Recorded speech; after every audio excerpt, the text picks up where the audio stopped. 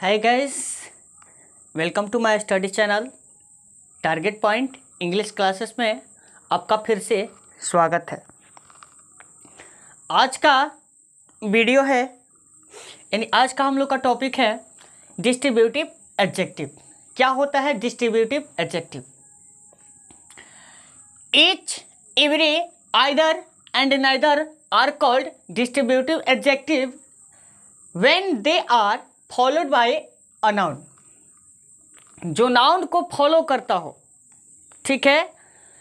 Each, every, either और neither. ध्यान दीजिए, जब ईच, एवरी, आइदर और नाइदर के ठीक बाद कोई नाउन प्रयुक्त रहता है, ध्यान दीजिए, यानी यहाँ पर भी वही चीज़ बोल रहा है कि जब वे नाउन को फॉलो करते हैं, यानी जो भी ये शब्द हैं, यानी ईच, एवरी, आइदर और नाइदर किसको बताएंगे, किसके बारे में ज़्यादा बताएंगे? तो जब भी बताएंगे तब किसके बारे में बताएंगे? तो नाउन के बारे में बताएंगे, ठीक है। अगर ईच, एवरी, आइदर और नाइदर के ठीक बाद, तुरंत बाद अगर नाउन प्रयुक्त रहता है, नाउन रहता है, तो उसको क्या बोलेंगे? डिस्ट्रीब्यूटिव एडजेक्टिव बोलेंगे।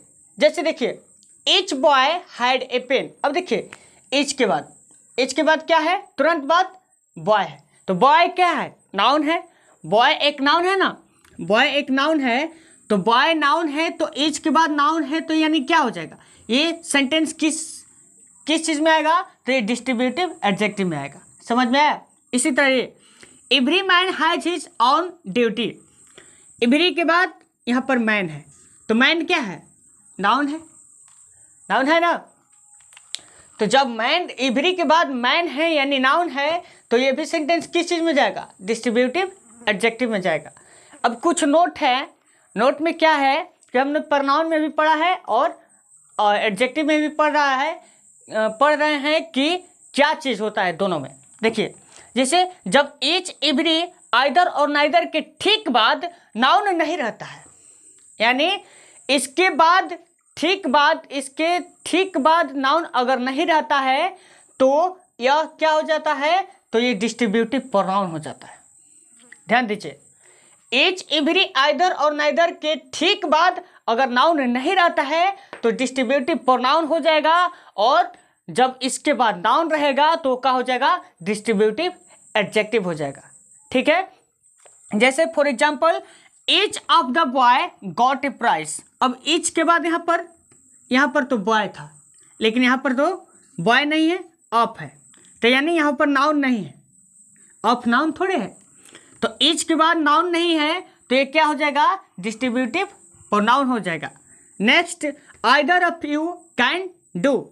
आइदर के बाद, अब आइदर के बाद यहाँ पर क्या है? ऑफ है, यानी नाउन नहीं है, तो ये क्या हो जाएगा? डिस्ट्रीब्यूटिव प्रोनाउन हो जाएगा। समझ में आया कि ईच, फिर से एक बार, ईच, एवरी, आइदर और नाइदर के तुरंत बाद जब कोई नाउन रहता है तो डिस्ट्रीब्यूटिव एडजेक्टिव हो जाता है, और ईच, एवरी, आइदर और नाइदर के तुरंत बाद जब नाउन नहीं रहता है तो उसको क्या बोलेंगे? डिस्ट्रीब्यूटिव प्रोनाउन बोलेंगे। समझ में आया? चलिए अब नेक्स्ट पढ़ेंगे इंट्रोगेटिव एडजेक्टिव। क्या होता है इंट्रोगेटिव एडजेक्टिव? अब नेक्स्ट टॉपिक पढ़ेंगे, ठीक है। रब करें ना, चलिए इसको हम रब करते हैं।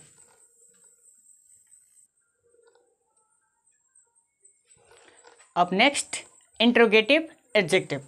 अब इंट्रोगेटिव एडजेक्टिव क्या होता है? What, which and whose are called interrogative adjective when, अब देखिए, when they are use with noun. ये किसके साथ यूज होता है? तो ये नाउन के साथ यूज होता है। टू आस्क क्वेश्चन, किस लिए?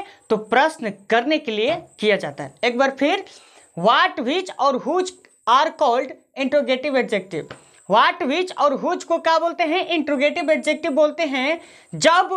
कब बोलते हैं? जब वे नाउन के साथ आकर प्रश्न करने में मदद करता है, हेल्प करता है, तो उसको क्या बोलते हैं? इंट्रोगेटिव एडजेक्टिव बोलते हैं। देखिए, हिंदी में भी लिखे हैं कि जब व्हाट, व्हिच और हुज किसी संज्ञा के साथ प्रयुक्त होकर प्रश्न करने किए जाने के काम आते हैं तब इन्हें इंट्रोगेटिव एडजेक्टिव कहते हैं।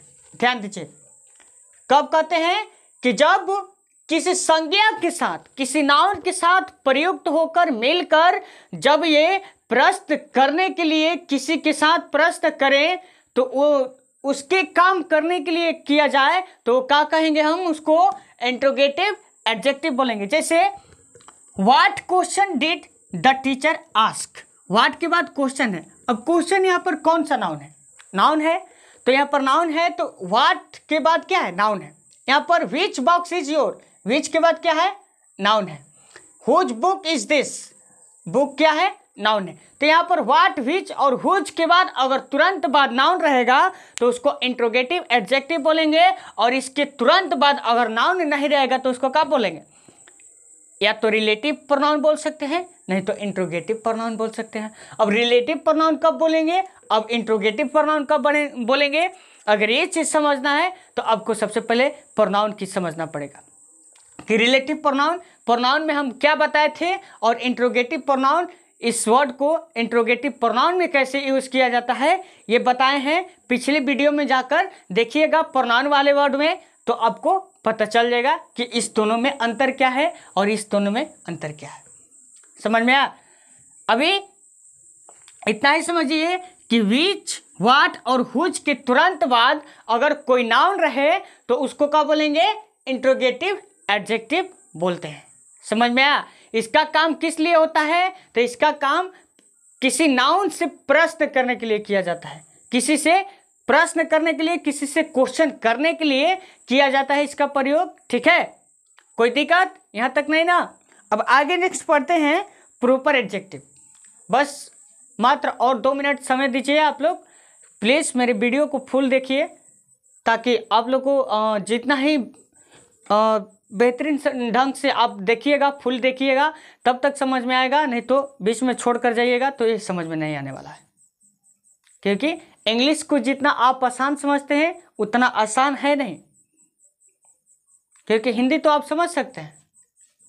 जैसे देखिए, एक वर्ड हम दे रहे हैं आपको, बट, BUT इसको बोलते हैं बट, लेकिन PUT इसको बोलते हैं पुट। अब देखिए, इसको पट बोलना चाहिए लेकिन यहाँ पर पुट बोला जा रहा है। तो इंग्लिश इतना आसान नहीं है, इसका प्रोनाउंसिएशन बहुत भास्ट होता है। ऐसा बात नहीं है कि इंग्लिश ज़्यादा आसान होता है, लोग आसान बोलते हैं, आसान होता है, ऐसा बात नहीं है, होता है, हिंदी से आसान है। लैंग्वेज जिसका लिखना हो, इसका लैंग्वेज अगर लिखना हो तो ये आसान है लिखने में, बोलने में भी आसान है, लेकिन जितना आसान होना चाहिए कोई चीज़ उतना आसान नहीं होता है। समझ में आया? तो इसलिए इस वीडियो को पूरा देखिए। ठीक है, इंट्रोगेटिव पढ़ लिए हमने, अब पढ़ेंगे प्रॉपर एडजेक्टिव क्या होता है। रब करें, मिटाए ना? चलिए इसको रब करते हैं, आगे पढ़ते हैं क्या? Proper adjective. Now the next topic, proper adjective. अब प्रॉपर एडजेक्टिव क्या होता है कि adjective made from proper nouns are called proper adjective. जो प्रॉपर नाउन से बने एडजेक्टिव हैं उसको क्या बोलते हैं? प्रॉपर एडजेक्टिव बोलते हैं, कहते हैं। देखिए, प्रॉपर नाउन से बने एडजेक्टिव, प्रॉपर नाउन से कैसे बनेंगे? जैसे देखिए, इंडिया क्या है? प्रॉपर एडजेक्टिव है, प्रॉपर नाउन है, सॉरी। जैसे इंडिया है, इंडिया प्रॉपर एडजेक्टिव है, तो इस इंडिया को अगर प्रॉपर एडजेक्टिव बनाना है तो क्या करेंगे? इंडियन। भारत है तो भारतीय बोला जाएगा। इसके बाद अमेरिका है, अमेरिका प्रॉपर प्रॉपर नाउन है, सॉरी, प्रॉपर नाउन है, इसको प्रॉपर एडजेक्टिव में चेंज करना है तो अमेरिका का क्या हो जाएगा? अमेरिकन हो जाएगा। इसके बाद इंग्लैंड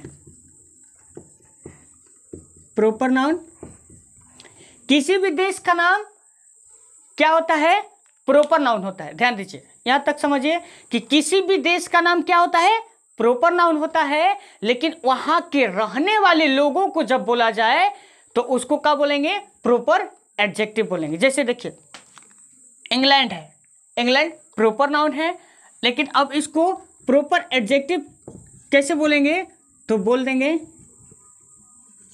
इंग्लिश मैन। यानी वहां के जो भी लोग रहने वाले हैं उनको हम बोल सकते हैं, ठीक है। जैसे देखिए he is an Indian student, तो यहाँ पर इंडियन स्टूडेंट मतलब कि वह एक भारतीय छात्र है। तो इंडियन, इंडियन मतलब क्या होता है, भारतीय, ना कि भारत का छात्र है, भारत का छात्र है, लेकिन ये क्या है, भारतीय है। भारत का छात्र यहाँ पर अमेरिका से भी हो सकता है। ऐसा बात नहीं है कि अमेरिका के लोग भारत में नहीं पढ़ते हैं, पढ़ते हैं, ठीक है। इंग्लैंड के लोग नहीं पढ़ते हैं, पढ़ते हैं, लेकिन यहाँ पर कौन सा, कहाँ का स्टूडेंट है, तो इंडिया का है, लेकिन कहाँ पर पढ़ता है, तो इंडियन है। इंडियन है मतलब कि भारतीय है। जैसे इंडियन फार्मर आर ऑनेस्ट, भारतीय किसान ईमानदार होते हैं। तो यहाँ पर जो इंडियन है, इंडियन शब्द का जो इस्तेमाल प्रॉपर नाउन से किया गया है, प्रॉपर एडजेक्टिव की तरह, तो उसको क्या बोलेंगे, प्रॉपर एडजेक्टिव बोलेंगे। समझ में आया।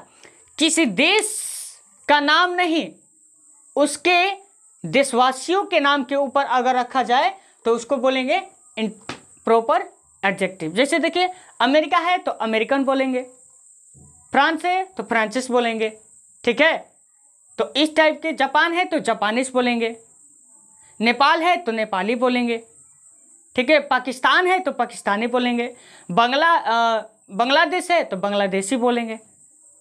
तो ये सब जो भी वहाँ के रहने वाले लोगों को जिस टाइप से उसको उच्चारण की तरफ बोला जाएगा तो उस वर्ड को क्या बोला जाएगा, तो प्रॉपर एडजेक्टिव बोला जाएगा। अब समझ में आया, दैट्स क्लियर, ओके। तो समझ में आया। आज के लिए इतना ही, और मिलते हैं नेक्स्ट वीडियो में। तब तक मेरे चैनल को सब्सक्राइब नहीं किए हैं तो प्लीज़ मेरे चैनल को सब्सक्राइब कीजिए और बेल आइकन को दबाना ना भूलिए, ठीक है। और अपने दोस्तों के साथ शेयर एंड कमेंट जरूर कीजिएगा, ठीक है, ठीक है। और जो चीज़ पढ़ना हो, जो चीज़ समझ में ना आया हो, अगर मैं तो इसको रब कर दे रहा हूँ, अगर आपको नोट्स बनाना हो तो इस वीडियो को पॉज करके आप नोट्स बना सकते हैं, ठीक है, ठीक है। Thanks watching for this video. जय हिंद, जय भारत।